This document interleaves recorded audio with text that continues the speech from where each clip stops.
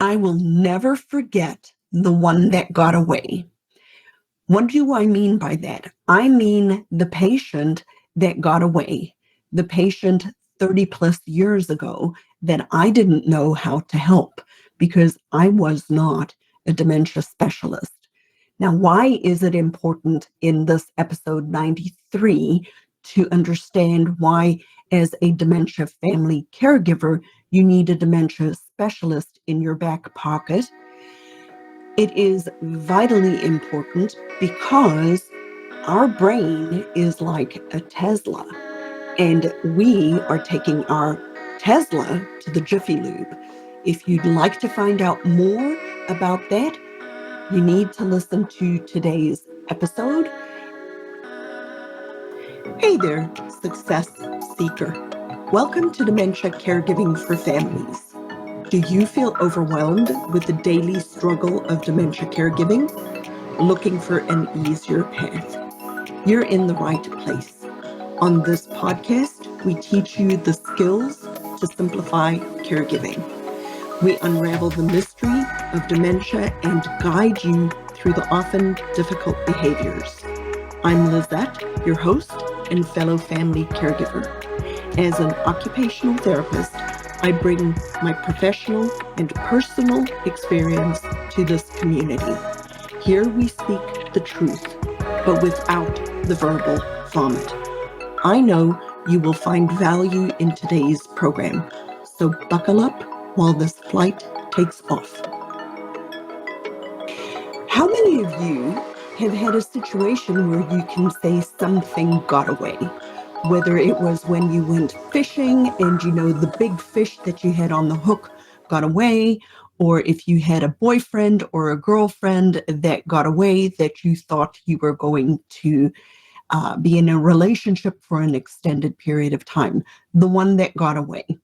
Well, my one that got away was one of my very, very first patients that I had as an occupational therapy student in South Africa. And she is the one that still, to today, more than 30 years later, haunts me. I'll never forget the day that I met her. She was a frail, elderly woman in a very thin dress, walking up and down the hallways, crying the whole entire time, standing in front of me about 5 to 6 inches away from me and looking me dead in the eyes and telling me over and over again, I'm so tired. I'm so very, very tired. This was in South Africa at a hospital that was known as the Green Roofs because it was colloquially known as the loony bin, right? The psychiatric hospital. So I'm going back 30 plus years ago. It is not correct to call it a loony bin. But at that time in South Africa, this was the psychiatric hospital called Weeskoppies, and its other name was the Green Roof. I was tasked as a therapy student to work with this lady who I, to today, still remember, because for me, she was the one that got away. She was the one that I didn't know what to do with. She was the one that I was supposed to help and had no idea what to do to help her. But she started me on a very long journey to understanding and figuring out how I can help people living with dementia, because you see, she had dementia. She was in the psychiatric hospital, the Jerry Psychiatric Hospital, in order to have medication adjusted to try to see if they could decrease her, what I now understand to be challenging behaviors. So she was pacing up and down the halls. She was repetitively asking people questions over and over again. And it was a significant challenge, both for me as a therapy student, but also for me as a person, because I didn't know what to do to help her. It was very scary to me. I was a brand spanking new student. I didn't know what to do. And it was challenging for the people around her because the people around her didn't know what to do. And I just remember that I had such a tremendous desire to help her because I wanted to make her life better, but I didn't know what to do. And it was a situation in my life that I still remember all of the things I tried with her. I remember trying to engage her in activities or trying to get her to just sit down for a couple of minutes. And I remember feeling entirely helpless. I felt helpless. I couldn't help her. I didn't know what to do. And I had this tremendous desire to make her life better, but I didn't know what to do. And that started me on a journey where I realized that I don't know how to help people when they have dementia or when they have cognitive loss. I fast forward a few months or years, moved to the United States with my husband, and then started working in skilled nursing facilities as a brand spanking new occupational therapist. And I remember distinctly the situation where I all of a sudden came to the realization that a person who was living in a nursing home frequently was in a nursing home not because they were needing physical assistance, which was a part of it, but mostly people were not going home because I worked in a short-term rehab hospital, a skilled nursing facility, that people were not going home because they couldn't think for themselves. And so when you tie in this lady I had to work with psychiatric hospital in South Africa, and then this realization that people were admitted to a long-term care facility, not necessarily because of the physical assistance that they needed, but frequently because of the thinking processes assistance that they needed, it made me realize that I needed to learn more about thinking processes than I ever realized. And then I realized that our university did not do a very good job of preparing us to help people who have thinking processes problems. So that started me on a very long journey, a journey where I started slowly reading books and going to seminars and figuring out trial and error techniques of helping people living with dementia, because most of the people that you actually work with as a therapist when they have thinking processes problems are typically diagnosed with dementia. Sure, there are head injuries. Sure, there are people who've had a stroke. All of that is true, but frequently over the 30 years I worked as a occupational therapist, the bulk of the people who I worked with who had thinking processes problems had some form of dementia over the years. And so I continued along this journey to actually one day wake up about 20 years into the journey with the realization that, oh, I've actually become a dementia specialist. I didn't set out to be a dementia specialist, but I turned into a dementia specialist. And why is that important? Well, it is important because our brain is like a Tesla. And when you have a Tesla, you don't take your Tesla to the Jiffy Lube, right? You take your Tesla to the Tesla dealer when it needs to have a service. And our brain is exactly the same thing as a Tesla. And we are taking our Tesla, our brain, to the Jiffy Lube sometimes when we are wanting to find out more about dementia. Now, what on earth, Lizette, do you mean by that? Well, I mean that the healthcare system is full of people who are specialists in a variety of different things, but that doesn't mean that they are necessarily a specialist in dementia.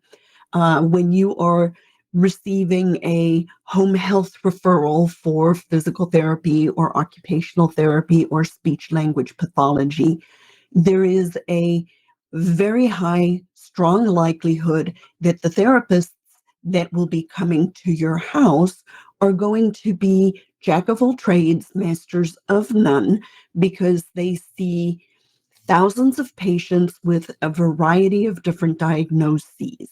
They do not just specialize with dementia. Did you know that caring for a person with dementia doesn't have to be this hard?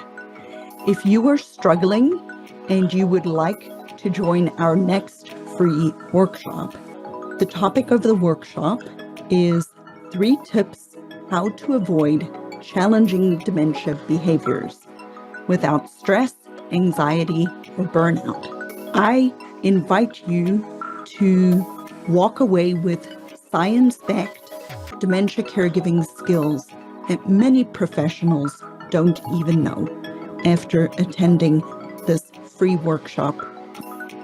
If you'd like to register, message me the word workshop on Instagram or check out the link in the show notes below. The same thing related to a physician. If you are going to a physician who is your general practitioner, they are a jack of all trades, a master of none. They are extremely good at what they do in being a clearinghouse for multiple different diagnoses, but that does not necessarily mean that they are a dementia specialist, right?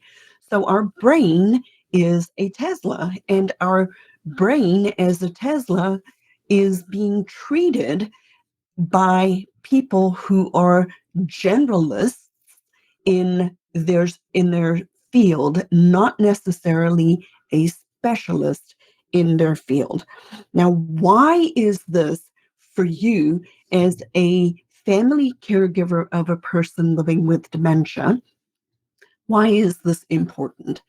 It is important because for a number of reasons, but number one is even though a person who is a generalist can give you some benefit and some ability to help you in your dementia caregiving journey, they do not live, eat, breathe, and desire to know everything about this process in order to help you. They are good at what they do. They can help you in the moment, but they are going to be a one and done kind of episode, whether it be 4 to 6 weeks of therapy, 4 to 6 weeks of outpatient therapy, whatever it is. But they are not necessarily set up to truly help you understand and figure out, like that person I referenced, the one that got away, the patient that still haunts me from the hospital in South Africa. They're not set up to truly help you understand and figure out the why behind the what you're seeing. So that's one reason why it's vitally important for you as a family caregiver of a person living with dementia to actually have dementia specialists on your team. Another reason it is vitally important for you as a person who is helping somebody living with dementia have a specialist on your team is because a dementia specialist or a dementia coach will focus on you as the caregiver and not necessarily on the person that you are helping. And it is very important because specifically related to dementia and dementia caregiving, we need to move away from a patient-centered perspective to a caregiver-centered perspective. And the reason for that is because dementia caregiving is a marathon. It is not a sprint.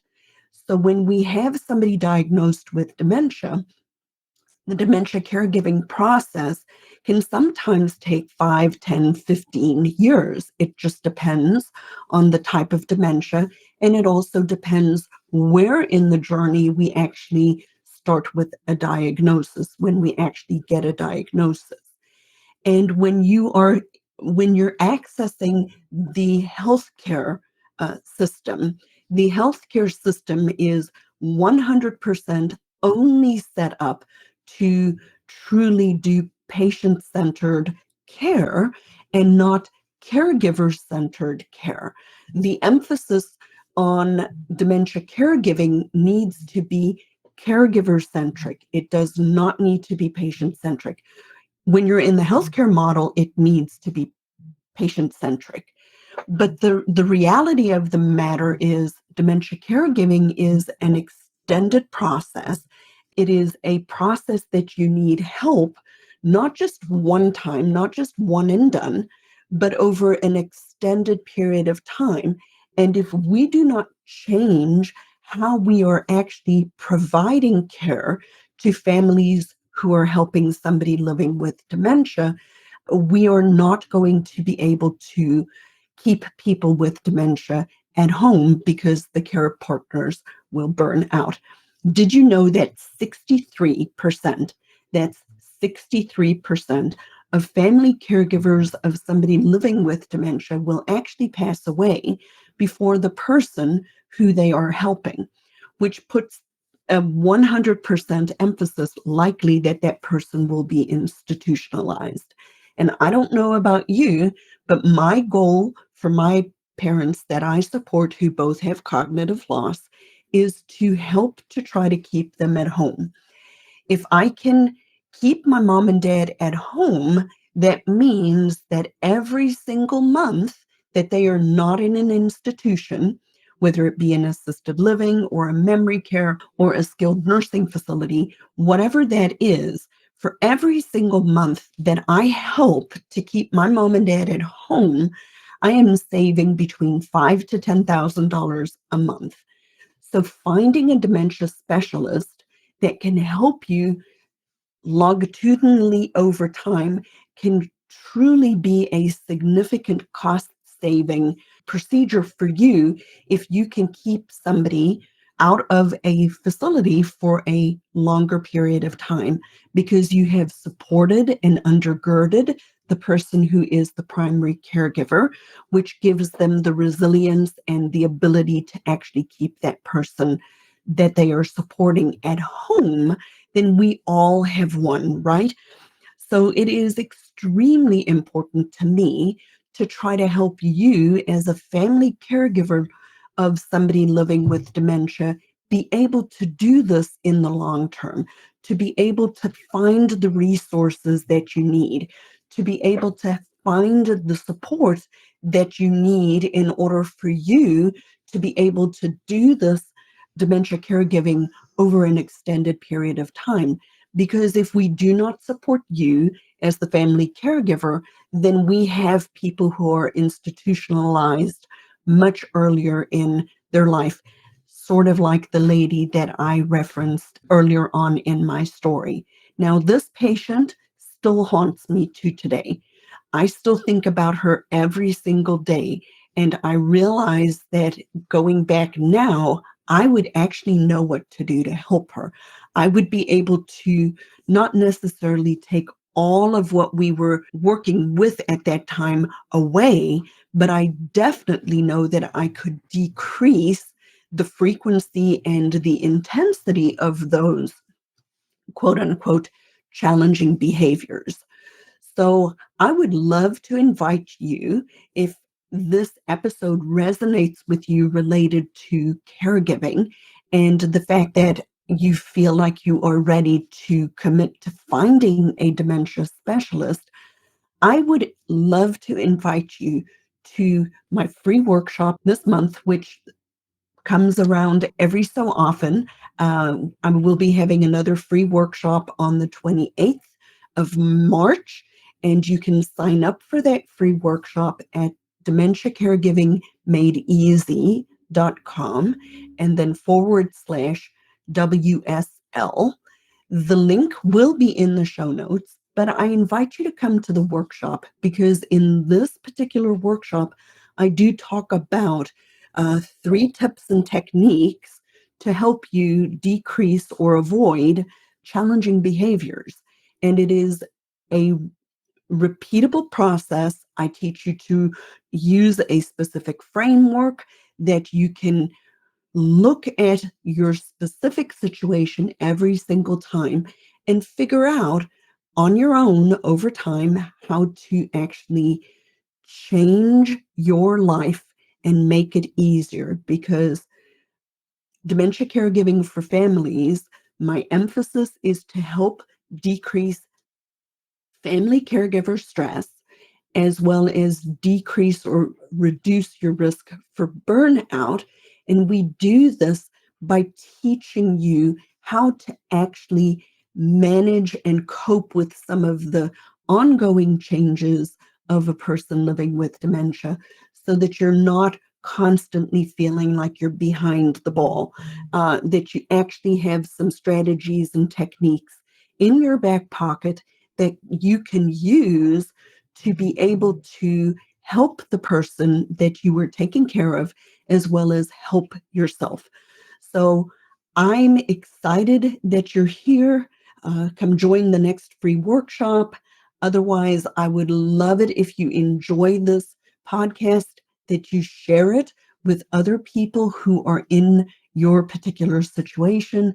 Something I'm realizing more and more, the family caregivers of a person living with dementia do not tell other people that they are helping somebody with cognitive loss. It's still a deep, dark, dirty secret, and it is time that we change this stigma, this negative narrative relating to cognitive loss, because what we're doing is we are burning out the family caregivers because nobody wants to talk about it. They are in your church. They are your family members. They are your friends. We are supporting way more people with cognitive loss than what society is willing to say. And my job is to try to bring this out to the light and change this negative narrative and the stigma behind cognitive loss and make it easier for you as a family caregiver of somebody living with dementia. So if you like the podcast, share it. If you like the podcast, please subscribe to it. If you like the podcast, please go to Apple Podcasts and leave me a review. I read them all. They are special to me. And let me know what it is that I can serve you with and what you would like to hear more about, because I'm here to serve you. And I'm excited that you are here. I'm sorry that we are navigating this journey together, but I certainly know that we can make it easier for both you and for me. Thanks for joining me today, Success Seeker. I pour my heart and soul into this program to serve you. You can serve me by leaving a review on Apple Podcasts and join our free Facebook group, Dementia Caregiving for Families. It's a positive and proactive space to navigate dementia caregiving together.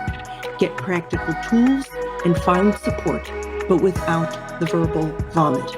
Be a part of our community where we seek to find peace of mind and ease despite the dementia diagnosis.